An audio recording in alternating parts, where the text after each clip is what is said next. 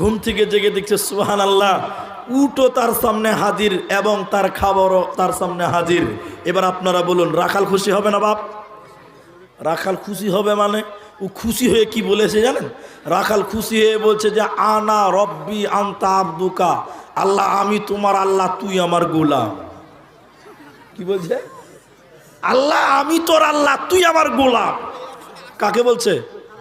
আল্লাহকে বলছে। এটা হাদিস, হাদিসের রাবি হযরত আনাস বলছে আল্লাহ আমি তোমার প্রভু, তুমি আমার গোলাম। মুফাসসিরিন একরাম কলম ধরে বলছেন, শোনো, এই লোকটা এত উল্টা কথা বলে দিলেও তার একটাও গুনাহ হবে না। কেন? এটা খুশির কারণে, আনন্দের কারণে, হারিয়ে যাওয়া জিনিস পেয়েছে বলে সে এত আনন্দিত।